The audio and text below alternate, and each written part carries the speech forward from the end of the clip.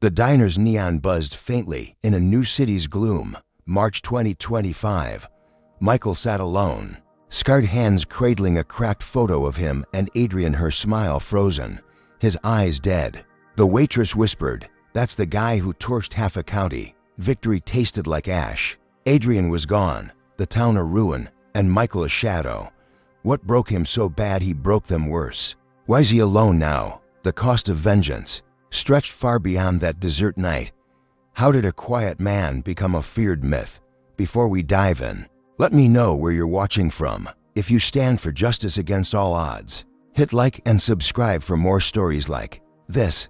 Dust swirled like a restless ghost across the cracked asphalt of Hollow Sands, Arizona. In the blistering summer of 2023, Michael, a broad-shouldered black man in his mid-30s, wiped sweat from his brow as he unloaded the last box from their rented U-Haul. Adrian, his wife, vibrant even under the relentless sun, fanned herself with a hospital clipboard, her nurse's badge glinting faintly.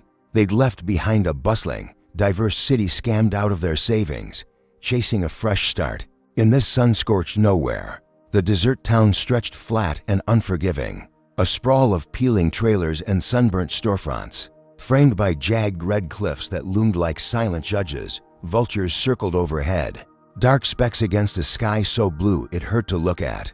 Hollow Sands wasn't on any tourist map. Population, barely 2,000, all white, all tight-lipped. A place where the air smelled of gasoline and old grudges. Michael, an ex-mechanic with hands rough as the terrain, had landed a gig fixing rigs at a dusty garage. Adrian had scored a night shift at the county hospital, 30 miles out. They'd bought a squat, single-story house on the edge of township, with a sagging porch and a patch of dirt they called a yard. It wasn't much, but it was theirs, a foothold, a chance to rebuild. At first, the hostility was a whisper on the wind. The gas station cashier, a weary man with a faded Confederate cap, gave Michael a curt nod, eyes lingering too long. At the hardware store, a clerk in stained overalls handed Adrian her change without a word, his fingers brushing the counter instead of her hand. Silence followed them like a shadow. Michael shrugged it off, used to worse growing up in a place where race rarely raised an eyebrow. Adrian, ever the optimist, laughed it away, her voice bright as she unpacked dishes that first night. "People'll warm up," she said, flashing that smile that could melt ice. "Give it time." Time didn't help.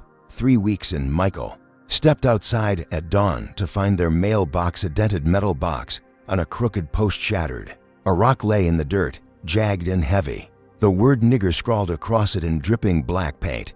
His stomach twisted, a slow burn creeping up his spine.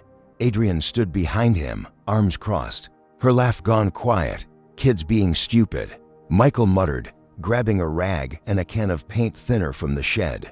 He scrubbed until his knuckles ached, the slur fading into a smeary ghost. The mailbox stood again by noon, repainted, but the air felt heavier, the desert heat pressing down like a fist.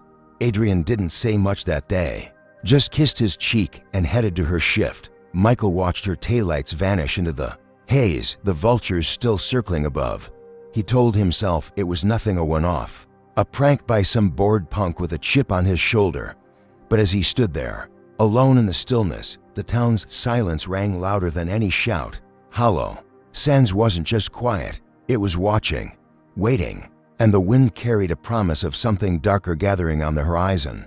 The sun was a merciless blaze over Hollow Sands 2 months after Michael and Adrian settled in, the desert heat baking the earth into a cracked, unyielding slab.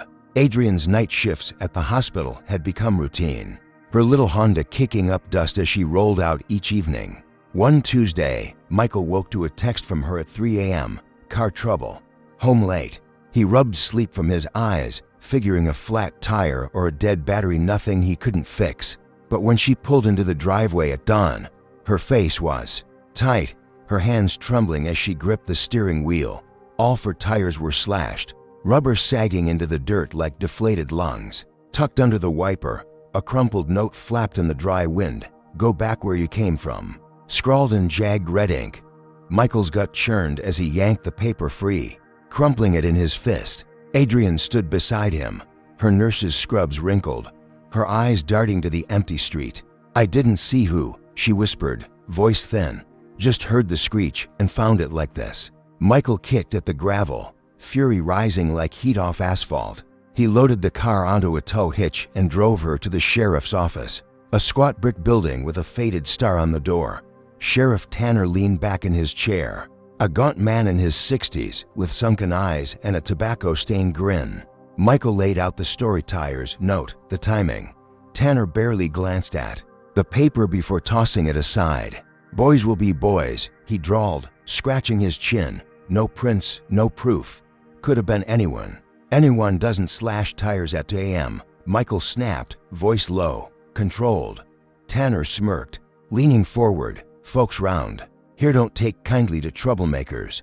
Keep your head down, son." Michael's fists clenched, but Adrian's hand on his arm stopped him cold. They left in silence, the sheriff's laugh echoing behind them. That night, Michael patched the tires in the garage, sweat mixing with the sting of betrayal. He wanted to believe it was random, but the town's eyes were everywhere watching, judging. 2 days later, he saw them. Michael was picking up oil filters at the auto shop when a rusted pickup growled into the lot. 3 men piled out, Austin, blonde and cocky, mid-20s, with the swagger of someone who owned the town because his daddy, a state senator, damn near did. Ricky, a twitchy string bean with darting eyes, trailed him like a whipped dog. Jason, a slab of muscle with a shaved head, said nothing, just stared. They didn't buy anything, just leaned against the truck, smirking as Adrian walked home from the bus stop across the street. Austin revved the engine, loud and sharp, making her flinch. Michael stepped out, tool still in hand, and caught Austin's eye. "Problem?" he called, voice steady. Austin grinned. "Slow and mean, no problem, man, just admiring the view." Ricky snickered. Jason's stare didn't waver. Michael crossed the lot, stopping a yard from the truck, wrench heavy in his grip. "Stay away from her," he said, each word a stone. Austin leaned out the window, eyes glinting. "Touch me, and you're done here," asked Tanner. He spat at Michael's boots, a wet splat on the dust, then peeled out, tires screaming. Michael stood there, chest heaving, the spit drying in the sun. Austin had dared him to swing, and he hadn't. Not yet, but the fire in his veins was lit, and it wouldn't go out easy. Weeks bled into each other under the relentless Arizona sun, the memory of Austin's spit still burning in Michael's mind like a brand. Hollow Sands hadn't let up its quiet malice, seeped into every corner of their lives. Adrian changed, slow at first, then all at once. Her laugh, once a melody that filled their cramped kitchen, faded to a ghost. She stopped singing over the stove, her voice replaced by the clatter of pans and the hum of a radio she never turned up. Night after night, Michael watched her lock the front door, then the back, her fingers lingering on the bolts as if they could shield her from the town's hate.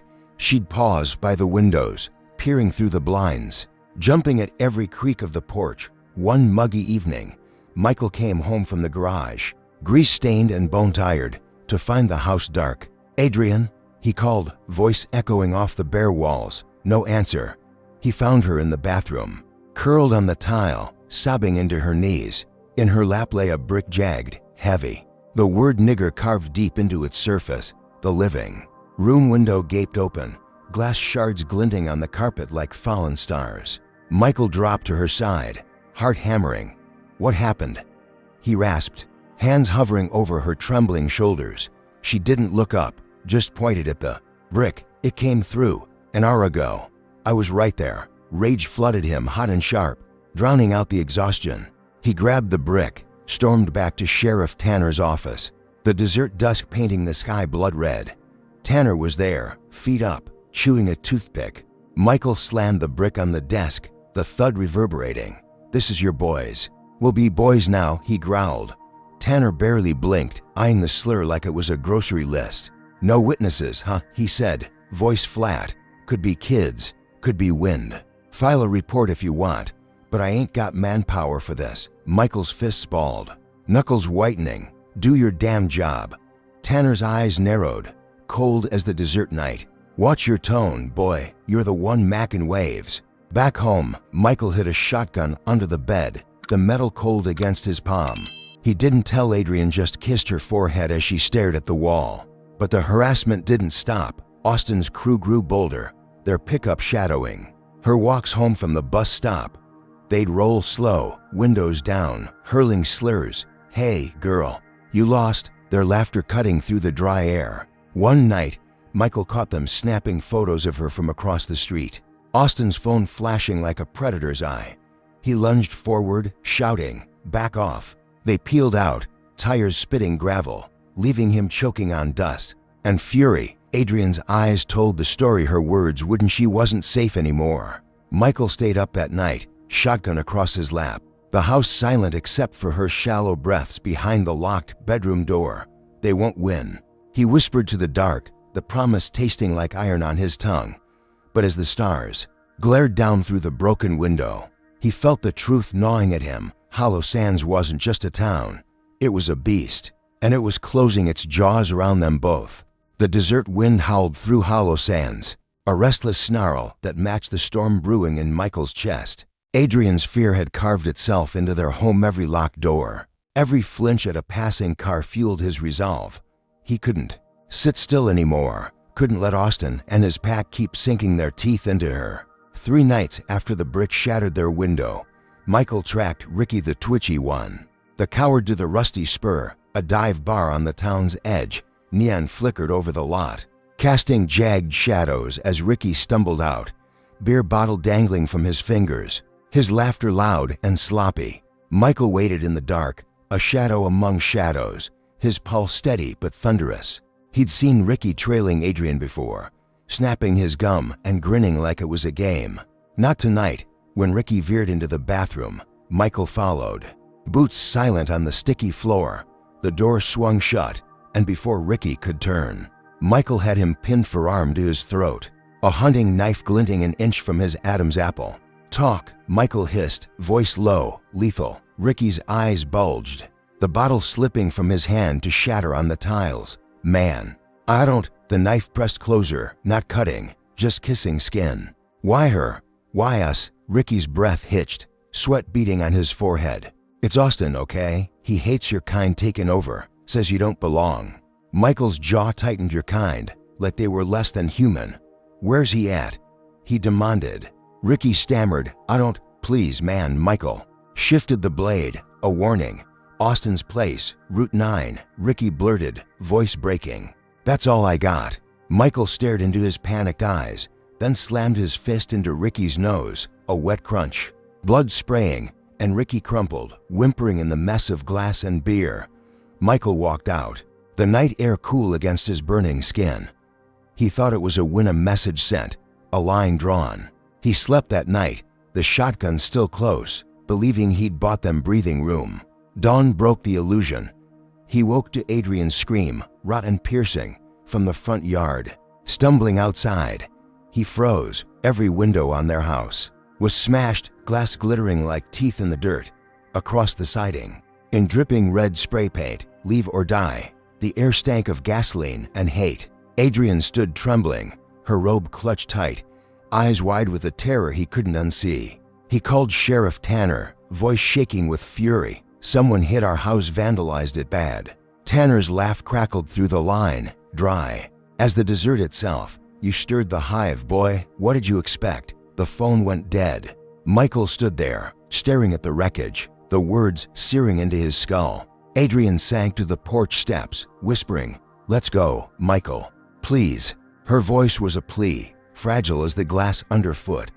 He knelt beside her, hands on her shoulders, firm but shaking. "This is our home," he said, the words a vow and a curse. "We don't run." But as he grabbed a broom to sweep up the shards, the truth gnawed at him. Ricky's bloodied nose hadn't stopped them, it had woken them up. Hollow Sands wasn't backing off. It was coming for blood. And Michael had just thrown the first punch in a war he didn't yet understand. The air in Hollow Sands thickened with menace after the vandalism. The red "leave or die" still streaking their home like a wound that wouldn't heal. Michael's knuckles still ached from Ricky's nose, but the victory felt hollow. Adrian's "please to leave" echoed in his ears, a constant drumbeat against his stubborn pride. It was a Thursday, late September. The desert sky bruised purple as Adrian pulled her night shift at the hospital. Michael was at the garage, elbow deep in a truck engine, when his phone buzzed her number. He wiped grease on his jeans, expecting her usual check-in, her voice warm even through exhaustion. Instead, a whisper rasped through the line. "I need you to come home." Her tone was wrong, shaky, fractured. "What happened?" He pressed, dread clawing his chest. "Please, Michael, just..." Her voice broke, a sob choking the words. "Just come home." He grabbed his keys, the wrench clattering to the floor, and tore through the desert roads, dust billowing behind him when he burst through the door. Adrian sat on the couch, arms wrapped tight around herself, staring at the carpet. Her scrubs were torn at the shoulder, a purple bruise blooming near her collarbone.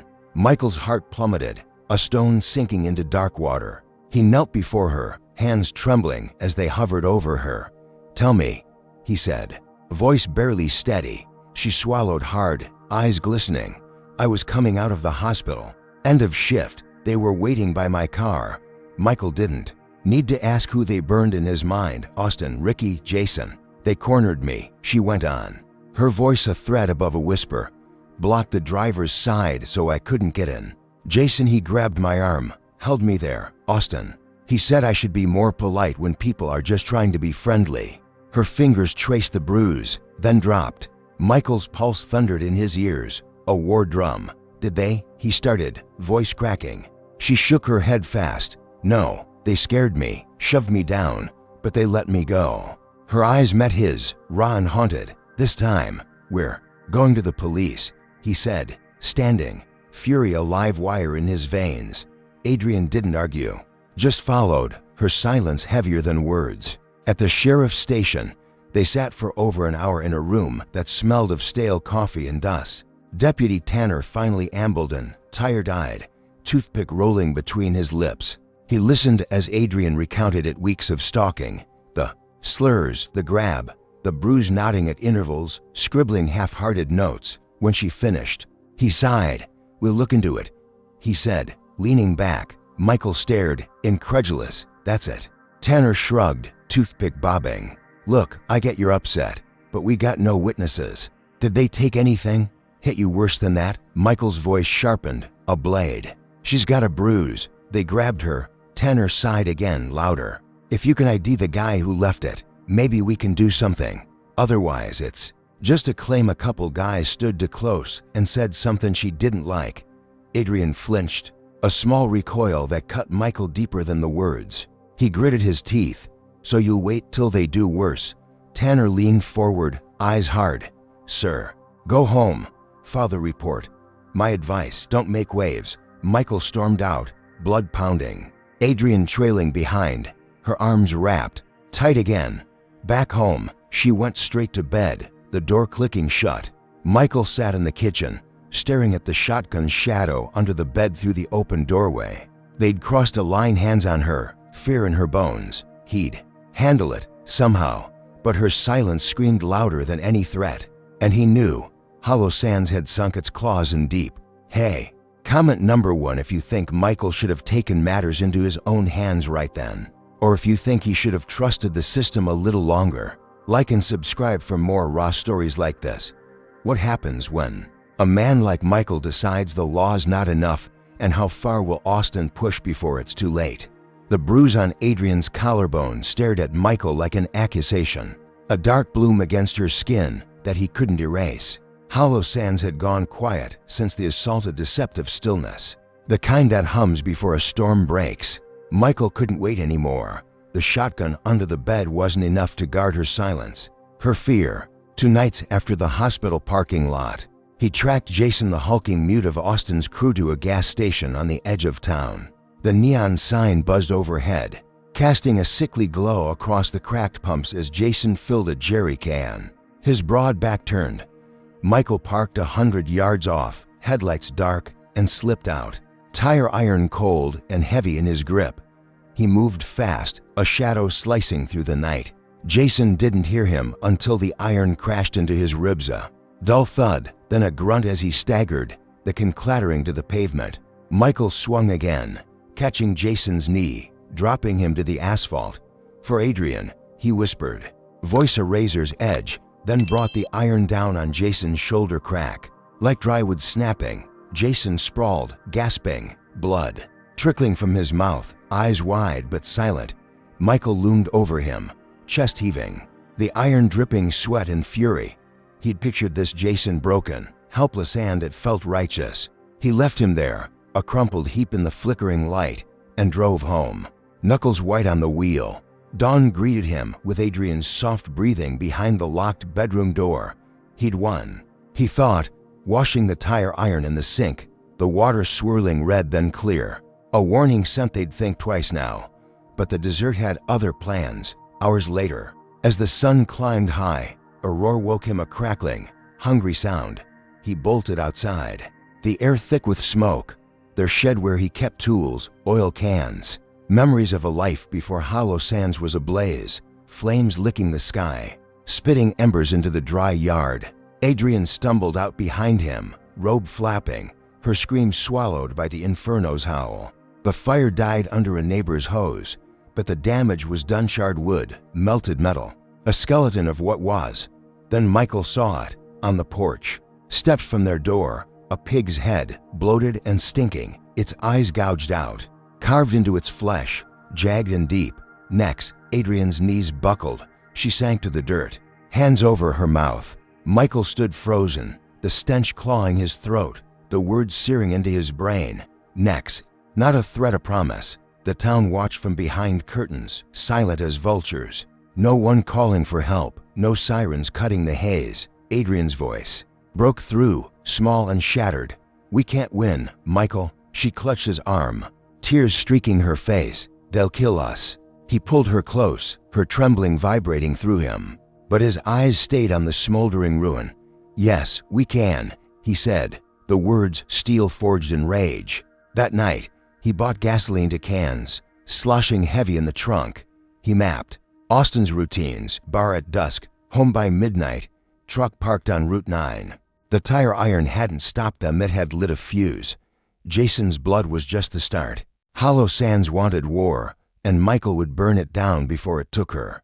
The pig's head lingered in Michael's nostrils days after the fire, its rancid stink a ghost that clung to the house, to Adrian's hollow eyes. Hollow Sands simmered under an October sky, the desert wind rattling the bones of their ruined shed. Michael's gasoline cans sat in the garage, a promise unspoken, while the tire iron's weight still hummed in his hands from Jason's beating. He'd hurt them, felt the crack of bone, but the town's retaliation had sharpened the stakes. Adrian barely spoke now, her nights spent staring out the window, her days locked in the bedroom. Michael watched her fade, a light dimming under the weight of fear, and swore he'd end it. Late one evening, his phone rang, an unknown number. Michael, a voice gasped, distorted, breathless. It's Adrian, she's hurt. Quarry off Route 12. Hurry, his heart seized, a fist around his lungs. He grabbed the shotgun, keys jangling, and roared into the night. The desert blurring past in a haze of dust and dread. The quarry loomed ahead, a gaping scar in the earth, abandoned and silent under a sliver of moon. He skidded to a stop, boots crunching gravel, the shotgun cocked and ready. Adrian, he shouted, voice echoing off the cliffs. No answer, just the wind, mocking him. Then he heard it, a low chuckle, boots scuffing stone. Austin stepped from the shadows, baseball bat tapping his palm, a grin splitting his scarred face. Ricky flanked him, chain dangling from his fist, eyes darting. Jason loomed behind, ribs taped, a silent wall of hate. A trap. Michael's blood ran cold, then hot. Where is she? He snarled, leveling the gun. Austin laughed, sharp and cruel. Home, probably. Didn't need her for this. They'd faked the call, lured him here, alone. Before he could fire, Jason charged, a battering ram of muscle, knocking the shotgun wide. It clattered into the dust as Ricky's chain lashed out, catching Michael's arm, tearing skin. He fought back, raw and wild, slamming his elbow into Ricky's jaw. A yelp, then a snap as Ricky's arm broke, the chain dropping, but Austin swung the bat, a brutal arc that cracked against Michael's ribs. Pain exploded, white hot, buckling his knees. Jason kicked him down, boots thudding into his side, each blow a hammer on anvil. She's next. Austin hissed, bat raised for another strike. Michael rolled, gasping, blood in his mouth, and grabbed a rock, smashed it into Jason's shin, toppling him. He staggered up, ribs screaming, and ran, their laughter chasing him into the dark. He stumbled home, broken and bleeding, the horizon glowing faint with dawn. Adrian met him at the door, eyes wide, packing a suitcase. The house was untouched, she'd been safe, oblivious to the call. "Where were you?" she cried, dropping the bag. He spat blood, voice hoarse. "They jumped me, faked it to get me out." Her face crumpled, hands shaking as she touched his bruised ribs. "This isn't you fighting back, it's us dying." She snapped, voice rising. "We're leaving." He gripped her wrists, desperate. "I'll end this, stay." She pulled free, tears falling. "You're killing us both." He sank to the floor, pain pulsing, the trap's echo ringing. They'd played him, and the cost was climbing. Michael's ribs throbbed like a drumbeat of defeat in the days after the quarry ambush. Each breath a reminder of Austin's bat, Jason's boots, Ricky's chain. Hollow Sands had drawn blood, his blood, and Adrian's words cut deeper still. "You're killing us both." She'd unpacked the suitcase, but her eyes stayed cold. Her silence a wall he couldn't breach. The gasoline cans in the garage gleamed in the dim light. A call he couldn't ignore. He'd tried warnings, Ricky's nose, Jason's ribs, but the town laughed, louder and crueler each time. No more half measures. He'd burn their fight out of them, under a moonless sky. Michael trailed Austin's pickup to a dirt lot off Route 9, the blonde bastard's nightly haunt after the bar. The truck sat alone, gleaming under a flickering street lamp, a prize too easy to resist. Michael moved silent, a predator in the dark, the cans sloshing as he doused the cab, the bed, the tires gasoline soaking into every seam. He lit a rag, tossed it, and ran. The explosion ripped the night apart, a fireball blooming orange and fierce, glass shattering, metal screaming. From a ridge half a mile off, he watched it burn, the heat kissing his face, a grim smile tugging his lips. Victory, sharp and bright. Austin would feel this. Morning brought chaos. Sirens wailed through Hollow Sands, whispers buzzing like flies. Michael stayed home, nursing his ribs, telling Adrian it was a late shift. She didn't ask, just brewed coffee, her back stiff. He thought he'd won until Sheriff Tanner's cruiser rolled up at noon.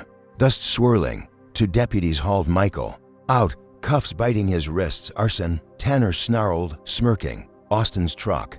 Witnesses saw you skulking around." Michael's stomach dropped. Austin alive, framing him.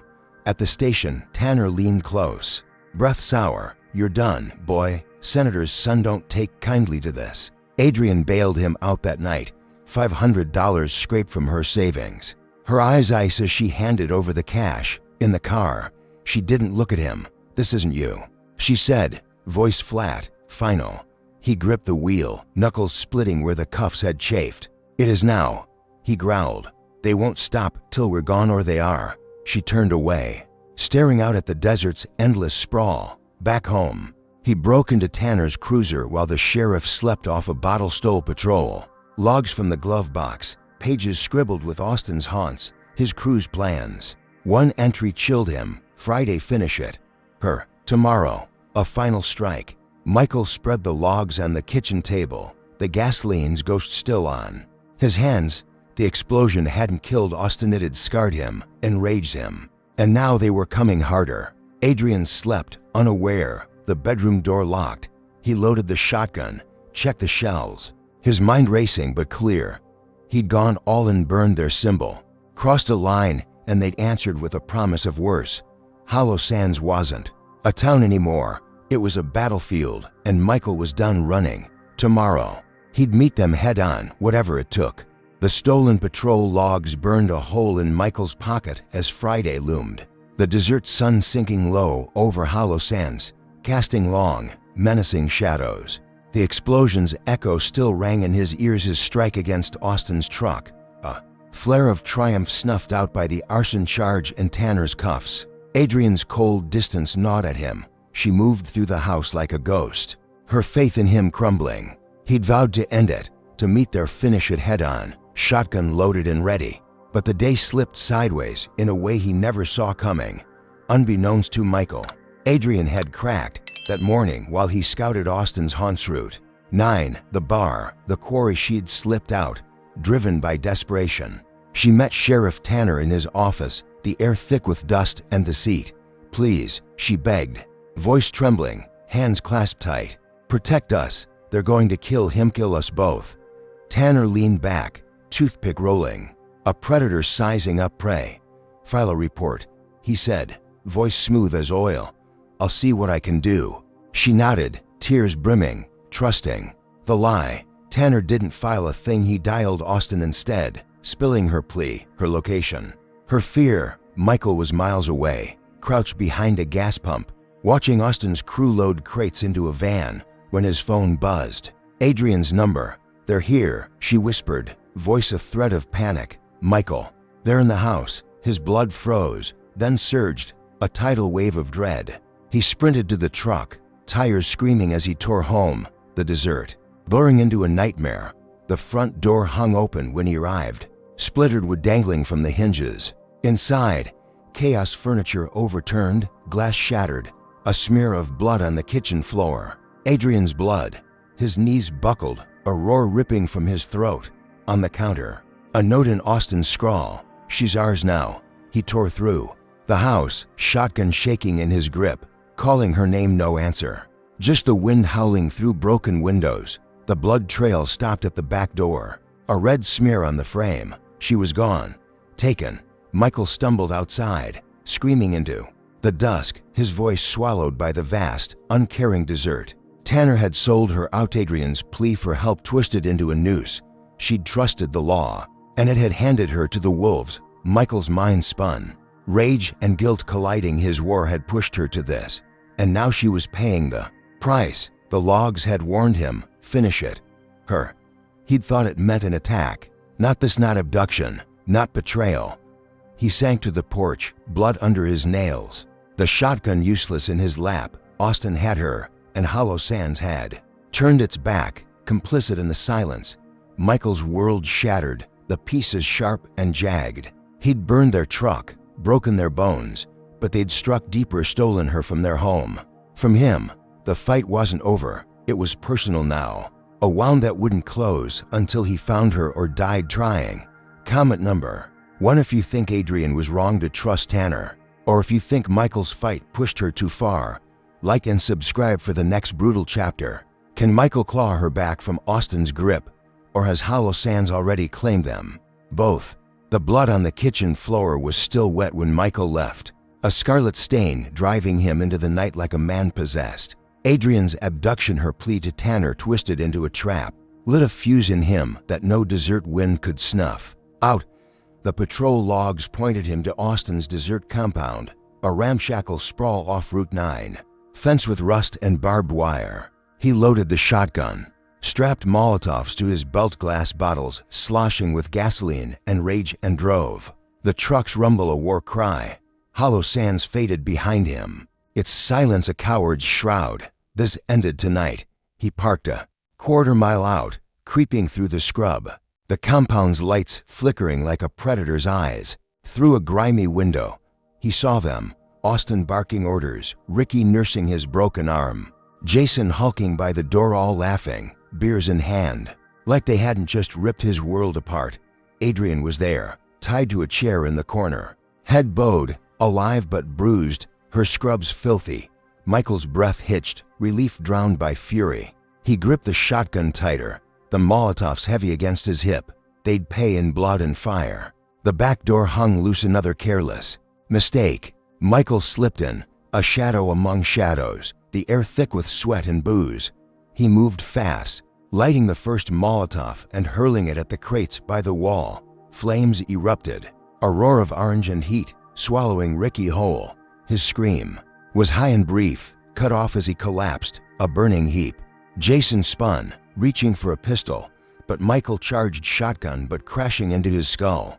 A sickening crack, and Jason dropped, blood pooling under his shaved head, eyes blank, to down.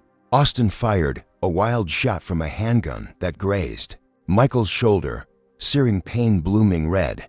He didn't flinch. Rage was his armor now. He tackled Austin, the gun skittering across the floor, and they hit the ground hard. A tangle of fists and snarls. Austin clawed at his face, spitting slurs. "You're dead, you filth." But Michael's hands found his throat. He squeezed, thumbs digging into Austin's windpipe, feeling the cartilage buckle. Austin's eyes bulged, hands flailing, then went limp. A snap, final and sharp. The blonde tyrant slumped, neck broken, his reins snuffed out in the dirt. Smoke choked the room, flames licking higher, the compound a furnace. Michael staggered to Adrian, cutting her ropes with a knife from his boot. She collapsed into him, sobbing, her body trembling against his. "I've got you," he rasped, blood dripping from his shoulder, staining her torn scrubs. They limped out, the fire's roar chasing them into the night, the compound crumbling behind. He thought it was over. 3 bodies, ablaze, justice carved in violence. Adrian clung to him, alive, and that was enough. They stumbled to the truck, the desert swallowing the inferno's glow, hollow sands none the wiser. Michael drove, one hand on the wheel, the other gripping hers, his shoulder screaming, his ribs a dull ache. The shotgun lay between them, spent, but warm. He'd ended a tricky burned. Jason cracked, Austin snapped. The war was won. He told himself, the taste of blood and ash bitter on his tongue. But as Adrian stared out the window, silent and broken, he felt the weight of what he'd become. Hollow Sands had taken her once tonight and he'd taken it back. For now, they were free. For now. The desert stretched endless and black as Michael and Adrian fled the burning compound. The truck's engine a low growl beneath their ragged breaths. His shoulder bled steadily, a hot pulse under the makeshift bandage Adrian had tied. Her hands still trembling from the rope's bite. Hollow Sands lay quiet behind them, the fire's glow a fading scar on the horizon. They holed up in a motel 50 miles out, a crumbling roadside dive with flickering lights and a clerk who didn't ask questions. For 3 days, they planned new names, a new state, anywhere but Arizona's jaws. Michael slept with the shotgun by the bed, Adrian's silence louder than the hum of the AC. He thought they'd won. Austin dead, his crew ash, the nightmare torched. On the 4th morning, as they packed the truck with what little they had left, tires crunched gravel outside. Sheriff Tanner's cruiser rolled up, flanked by 2 black SUV feds, badges glinting like knives in the dawn. Michael's stomach sank, a stone in deep water. Tanner stepped out, smirking, toothpick rolling, as agents swarmed, guns drawn. Michael Carter, one barked, "You're under arrest, murder, arson." Assault Senator Hales filing it all. Austin's father, the state senator, had swung the hammer. Michael froze, shotgun useless in the truck. Adrian's gasp cutting the air. "What's this?" he snarled, hands raised, blood crusting his shirt. Tanner leaned close, voice a venomous drawl. "You didn't think it'd end with a fire, did ya? Austin's daddy owns this state. You're the villain now. Killed 3 innocent boys in cold blood." Evidence twisted like a noose, witnesses claiming Michael hunted them unprovoked. Photos of the compound staged to hide Adrian's ropes, her bruises. The feds cuffed him, metal biting his wrists, his shoulders screaming as they shoved him toward the SUV. Adrian lunged, crying, "No, he saved me." But an agent blocked her, and then she spoke, voice breaking. "I made a deal." Michael's world tilted. "What?" he rasped, twisting in the cuffs. Her eyes met his, wet and shattered. "I told Tanner I'd testify. Say you went too far, lost control. He promised to let you go if I did." She sobbed, hands over her mouth. "I thought it'd save you." Tanner laughed, a dry, jagged sound. "She sold you out, boy. Said you snapped. Fits the story perfect." Michael roared her name, voice raw. As the feds dragged him into the vehicle, Adrian turned away, tears streaming, her betrayal a blade in his gut. The town celebrated that night, bonfires lit, beers raised to justice. Hollow Sands spun the tale. Michael, the deranged outsider, butchered Austin and his friends. A menace stopped by the senator's might. Adrian vanished from the narrative, her deal buried, her silence bought. Michael sat in a cell, cuffs bruising, the desert night pressing through the bars. He'd burned their empire, snapped Austin's neck, thought he'd saved her. But she'd traded him for peace, and the system twisted his victory into chains. The war was over, and Hollow Sands had won. Its final play a trap he'd never outrun. Years bled into iron bars after Michael's arrest. The desert's heat replaced by the cold clang of prison walls. March 2025 found him in a cell block in northern Arizona, a ghost among the living. His name whispered like a curse, Adrian's. Betrayal had locked him away, her testimony painting him a monster. A deal with Tanner that spared her and damned him. Senator Hale's machine churned out convictions, triple murder, arson. A life sentence with no parole. Hollow Sands rebuilt. Its scars hidden under fresh paint. Austin's death a martyr's tale. Michael sat, scarred hands idle. The man who'd burned for her reduced to a number. But chains couldn't hold him forever. 18 months in, he escaped, slipped a guard's key during a riot, scaled a wall under cover of chaos, and vanished. Into the desert night. Word spread slow, then fast. Michael Carter was loose. A phantom with blood on his hands. He hunted Tanner first, tracking the sheriff to a trailer on the edge of Hollow Sands. No fire this time, no shotgun, just a knife, quick and quiet.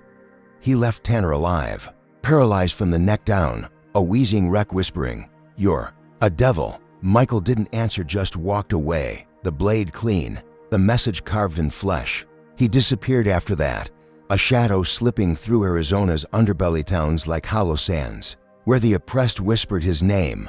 Rumors grew. He'd torched a Klan hideout in Yuma, broken a man's legs for spitting slurs in Tucson. No proof, just stories, a legend stitched from fear and hope. Adrian resurfaced far off in Oregon. A nurse again, her eyes older, her laugh gone. She lived free but haunted, sleeping with lights on, jumping at shadows knowing he was out there. Somewhere, Hollow Sands trembled too, its people locking doors, peering through blinds, swearing they saw him in every dust storm. Michael had lost everything, his wife to betrayal, his soul to vengeance, his freedom to a cage he'd clawed out of. But his fight left echoes in bars and backyards. The beaten down spoke of him, a man who'd faced the beast and scarred it, who'd turned hate's fire back on itself. He wasn't a hero, not anymore, just a broken figure who'd fought when no one else would. The desert remembered, its winds carrying his name, a warning to the cruel, cross a line, and he might find you, some nights, alone in whatever hideout. He'd carved caves, abandoned shacks, he'd stare at his hands, the knuckles split from a war that never ended. He'd saved Adrian, lost her, become something else. The narrator's voice cuts through. Some monsters are born to fight monsters. Michael had protected her, delivered a jagged justice. But the cost was steep. He'd traded his light for shadow, his life for a myth. Hollow Sands feared him now, a specter they'd forged. And in that fear lived a spark, resistance, raw and unyielding, for those who'd rise after him. The tale of Michael and Adrian in Hollow Sands isn't just a story, it's a mirror reflecting the raw edges of human struggle. One lesson screams loud: justice isn't handed out, it's forged. Michael trusted the system, Sheriff Tanner, the law to shield them from hate, but it turned its back, complicit in silence. He learned the hard way that when the world fails you, you either bend or break something to make it right. His fists, his fire, his rampage, they weren't pretty, but they were his answer when words ran dry. Another truth cuts deeper: love can push you to the brink and pull you apart. Adrian's betrayal wasn't malice, it was fear, a desperate bid to save them both that shattered Michael instead. It shows how far we'll go for those we hold dear, even if it means losing them. The cost of fighting monsters is the third scar this story leaves. Michael became what he hated, a shadow, a myth born from blood and ash. He won, in a way, scattering Austin's crew and etching fear into Hollow Sands, but victory hollowed him out. It's a stark reminder: every battle takes a piece of you, and some leave you unrecognizable. Yet there's a flicker of inspiration as defiance sparked whispers, a legacy for the oppressed. One man's fall can light a fire for others to rise. Hollow Sands taught us that hate festers where silence reigns, but courage, even jagged and flawed, can crack it open. So, what do you think? Did Michael's fight make him a hero or a monster? Comment below, hit like if this story gripped you, subscribe for more tales of grit and justice, and share it with someone who'd stand against the odds. Thanks for walking this desert road with me. May you find strength to face your own battles, and may shadows never dim your light.